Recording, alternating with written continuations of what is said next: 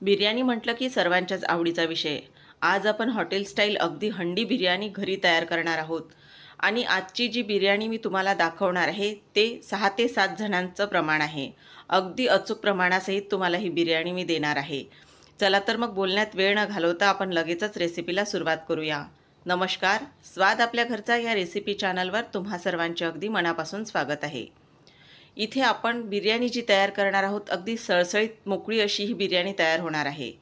आणि त्यासाठी थोडीफार आपल्याला जी पूर्वतयारी करावी लागणार आहे ती देखील बघून घेऊया. सर्वात आधी इथे आपण बिर्याणीसाठी ज्या भाज्या लागणार आहेत त्यासुद्धा बघून घेऊया. इथे गाजर घेतलेला आहे, त्यानंतर फरसबी घेतलेली आहे मी, कोथिंबीर छान धुवून बारीक अशी कापून घेतलेली आहे, एक बटाटा घेतलेला आहे, मध्यम आकाराचाच हा बटाटा आहे, त्यानंतर फ्लॉवर घेतलेली आहे, पनीर घेतलेलं आहे आणि पुदिना घेतलेला आहे. प्रत्येक भाज्या वजनी प्रमाण जर म्हणत असाल तर 50 ग्रॅम एवढं मी घेतलेलं आहे. त्यानंतर 2 वाट्या दही छान असं फेटून घेतलेलं आहे. इथे आपण 7 ते 8 कांदे कापून घेणार आहोत. इथे बिर्याणी मसाला घेतलेला आहे 2 मोठे चमचे पोहे खाण्याचे. त्यानंतर आलं लसूण पेस्ट, इथे धने जिरे पूड घेतलेली आहे तीसुद्धा 2 चमचे. त्यानंतर गरम मसाला घेतलेला आहे आणि लाल तिखट घेतलेला आहे आपण चवीप्रमाणे. तर आता इथे आपण तांदूळ घेतलेले आहे 2 मोठ्या वाट्या भरून. वजनी प्रमाण म्हणाल तर ही अर्धा किलो असतील हे तांदूळ. त्यानंतर इथे आपण 2 इंच म्हणजे कलमीचे तुकडे घेतलेले आहे 1-1 इंचाचे. इथे 2 लिंबाच्या आपण स्लाईस करून घेतलेले आहेत. त्यानंतर 4 ते 5 काळी मिरी, अर्धा चमचा इथे आपण जिरं वापरलेलं आहे, शहाजिरं वापरलं तरी देखील चालेल. 4 लवंगा, तसेच 4 इथं आपण विलायची घेतलेले आहेत आणि हे चक्री फूल जे आहे ते मी तोडून घेतलेलं आहे. 1 मोठी विलायची, तसेच 2 हिरव्या मिरच्या मधातून काप दिलेले आहेत आणि 2 तेजपत्ता घेतलेले आहेत. आता इथे आपण दूध थोडं गरम करून घेतलेलं आहे आणि त्या दुधामध्ये आपण केसर काड्या टाकून घेणार आहोत. त्यामुळे आपल्या ज्या दुधाला छान असा पिवळा हलकासा रंग येईल, तो आपण ते दूध बिर्याणीमध्ये वापरणार आहोत. तर सर्वात आधी तुम्ही असं केल्यामुळे दुधामध्ये ज्या केसर काड्या आहेत त्या छान अशा मुरल्या जातील आणि दुधाला छान रंग येतो, म्हणून सर्वात आधी मी हे करून घेतलेलं आहे. आता आपण जो तांदूळ घेतलेला आहे तो छान 3 ते 4 पाण्याने स्वच्छ धुवून घेतलेला आहे. तांदूळ धुवत असताना आपल्याला तो फार जास्त असा चोळून घ्यायचा नाही, नाहीतर त्यामुळे तांदूळ हा तुमचा तुटू शकतो. आता आपण तांदळासाठी पाणीसुद्धा ठेवूया. तांदूळ 5 मिनटं आपण तसाच ठेवणार आहोत. तर आपल्याला इथे पाणी तांदूळाच्या दुप्पट घ्यायचं आहे. त्यामुळे तांदूळ जो आहे तो मोकळ्या पाण्यात असा शिजला जाईल आणि त्यामुळे तो चिकट होणार नाही. तर इथे मी पाणी टाकून घेतलेलं आहे. आता या पाण्यात आपण मीठ टाकणार आहोत. इथे मीठ आपल्याला थोडं जास्त टाकायचं आहे. त्यामुळे आपण इथे जे मीठ मॅरिनेशन जे भाज्या करणार आहोत त्यात आणि या भातातच वापरणार आहोत. यामध्ये आपण 1 चमचा साजूक तूप घालून घेतलेला आहे आणि ज्या विलायच्या घेतलेल्या आहेत त्या बघा अशा प्रकारे आपल्याला तोडून टाकायच्या आहेत. त्यामुळे विलायचीचा छान असा सुगंध आपल्या या पाण्याला येईल. त्यात 2 घेतलेले तेजपत्ता, आपण 1 मोठी विलायची, 2 मिरच्या मधातून काप दिलेल्या आहेत त्या टाकलेल्या आहेत. इथे दालचिनीसुद्धा टाकून घेतलेली आहे आणि त्यानंतर लवंगा, काळी मिरी आणि चक्रफूल हे सुद्धा आपण इथे टाकून घेणार आहोत. म्हणजे जे आपण भातासाठी घेतलेलं साहित्य आहे ते सर्व इथे आपण या पाण्यामध्ये टाकणार आहोत. त्यामुळे खड्या मसाल्यांचा पूर्ण सुगंध या पाण्याला येणार आहे. आता इथे तुम्ही 2 लिंबाच्या स्लाईस टाकलेल्या आहेत आपण. त्यानंतर तुम्हाला इथे जर एखादा तांदूळ चिकट होत असेल तर तुम्ही अर्ध लिंबूसुद्धा यामध्ये पिळून टाकू शकता. त्यामुळे तांदूळ छान पांढरा शुभ्र तर होईलच आणि चिकटसुद्धा होणार नाही. आता या पाण्यामध्ये आपण थोडी पुदिन्याची पानं देखील टाकून घेणार आहोत आणि पाणी छान असं आपल्याला एकदा ढवळून घ्यायचं आहे पूर्ण. आणि पाणी छान असं गरम झाल्यानंतर इथे आपण तांदूळ टाकून देणार आहोत. आता आपल्याला तांदूळ फक्त 70% एवढा शिजवायचा आहे. तर इथे एकदा आपण हलक्या हाताने असा पूर्ण हा मिक्स करून घेणार आहोत. आपल्याला नेहमी हा भात असा पलटवायचा सुद्धा नाही, कारण त्यामुळे सुद्धा तांदूळ हा तुमचा तुटू शकतो. आता हा एक वेळ छान असा मिक्स करून घेतलेला आहे आणि परत आता 5 ते 7 मिनिट झाल्यानंतर आपण एकदा चेक करून घेऊया. तर इथे भात आपल्याला एकदा म्हणजे मधात असा चेक करायचा आहे नुसतं. आता इथे बघू शकता आपला हा तांदूळ असा तुटत आहे, म्हणजे हा शिजलेला आहे. तर घड्याळ लावून तुम्हाला इथे 7 ते 8 मिनटं एवढाच हा तांदूळ शिजवायचा आहे, त्यापेक्षा जास्त हा शिजवू नका. आता हा मी एका चाळणीमध्ये काढून घेणार आहे. आता हा आपण पूर्ण यातला काढून या चाळणीमध्येच असा आपली जोपर्यंत पुढची तयारी होत नाही तोपर्यंत असाच ठेवणार आहोत. तर इथे हा बघू शकता जास्त जर तुमचा शिजला गेला तांदूळ तर तो तुटतो आता आपण मॅरिनेशनची सुद्धा तयारी करून घेऊया. घेतलेलं दही मोठ्या भांड्यात आपण टाकून घेतलेलं आहे आणि दही छान आपल्याला हे फेटून घ्यायचं आहे. तुम्ही मिक्सरला सुद्धा हे फेटून घेऊ शकता. आता फेटलेल्या दह्यात आपण घेतलेल्या ज्या भाज्या आहेत आणि मसाले ते सुद्धा टाकून घेऊया. तर सगळ्यात आधी मसाल्यांमध्ये इथे मी गरम मसाला टाकून घेतलेला आहे. आता त्यानंतर आपण चवीप्रमाणे लाल तिखटसुद्धा इथे टाकून घेणार आहोत. तुम्ही अर्ध लाल तिखट आणि अर्ध हिरव्या मिरचीचा ठेचा देखील इथे वापरू शकता. इथे आपण त्यानंतर धने जिरे पूड घेतलेली आहे, ती सुद्धा घेतलेली आहे. बिर्याणी मसाला तो देखील इथे घातलेला आहे आणि त्यानंतर लसूण आलं पेस्ट करून घेतलेली आहे, तीही यामध्ये घातलेली आहे. आता घेतलेले कोरडे मसाले सर्व आपल्याला या दह्यामध्ये पूर्ण मिक्स करून घ्यायचे आहेत, म्हणजे सगळीकडे दह्यामध्ये एकसारखे ते मिक्स होतील. आता राहिलेलं आपलं मीठ, तर ते मीठ आपण आता घालूया आणि छान असं मिक्स करून घेऊया. तर आता मीठही इथे आपल्याला व्यवस्थित असं घालायचं आहे, कारण भातामध्ये सुद्धा आपण मीठ घातलेलं आहे. जास्त मीठ कमीही व्हायला पाहिजे नाही, कारण पदार्थ मिठामुळे चविष्ट असा लागतो आणि कमी जर झाल्या तर तो एवढा खायला चांगला लागत नाही. आता घेतलेल्या आपण ज्या भाज्या आहेत त्या पूर्ण या भाज्या आपल्याला या दह्यामध्ये टाकायच्या आहेत.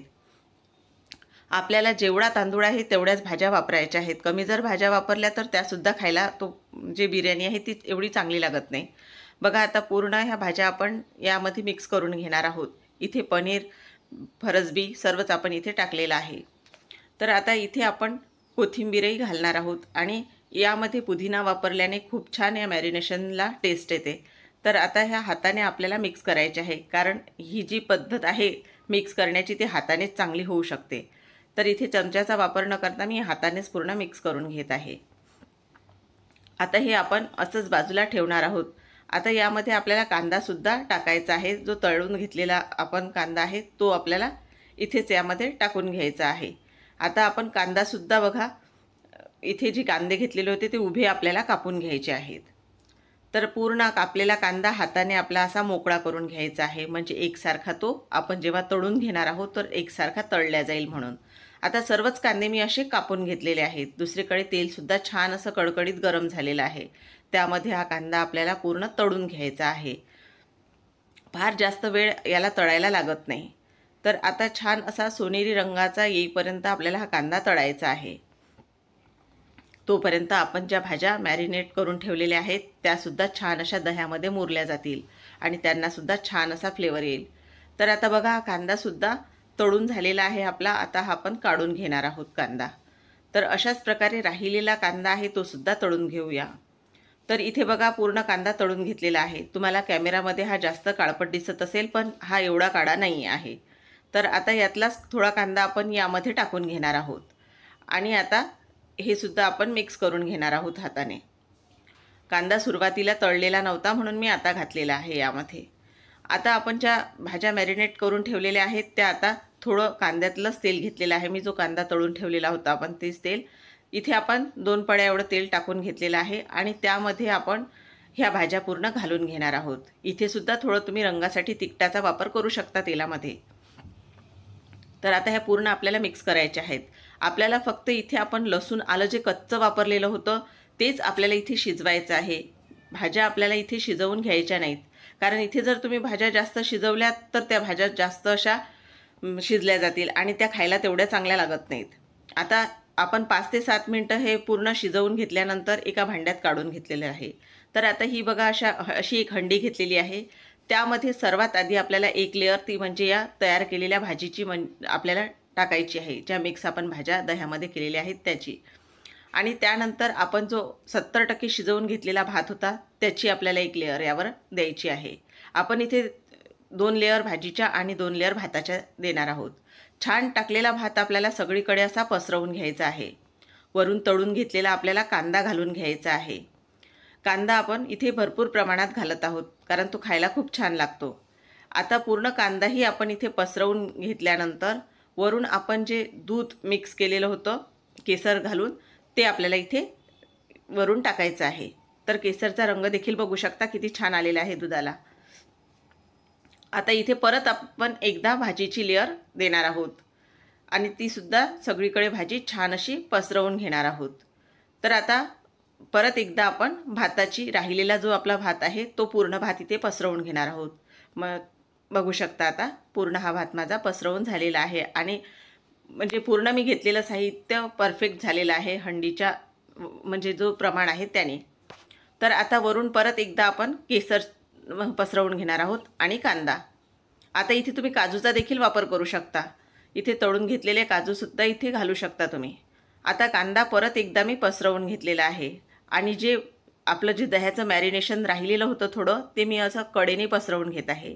आता इथे आपल्याला याला दम द्यायचा आहे, त्यामुळे आपण थोडी कणिक भिजवून घेतलेली होती ती आता अशा हाताने त्याचा आपल्याला रोल तयार करायचा आहे आणि यावर झाकण ठेवून कडेने आपल्याला पूर्ण ही जी कणिक आहे ती लावून घ्यायची आहे. त्यामुळे वाफ आतली आतच राहणार आहे आणि छान याला दम दिला जाईल आणि ही चांगली शिजल्या जाईल.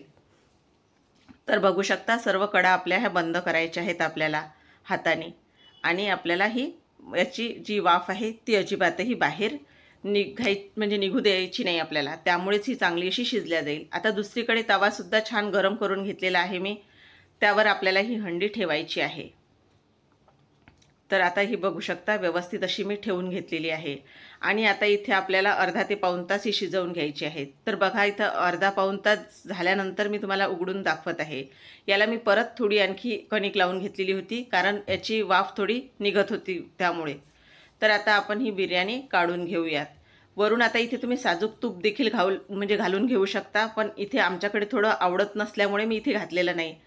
तर इथे बघू शकता ही बिर्याणी मी तुम्हाला काढून दाखवत आहे. तर यातला एक एक दाणा असा मोकळा झालेला आहे आणि आता आपण चला एका प्लेटमध्ये सुद्धा काढून घेऊया. तर मी तुम्हाला जवळून दाखवत आहे की ती छान अशी ही मोकळी अशी शिजलेली आहे.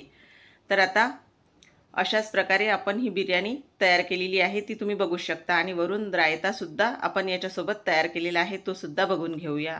तर इथे रायता मी आधीच केलेला होता, पण त्याची जी रेसिपी आहे ती सुद्धा मी तुम्हाला इथे देत आहे.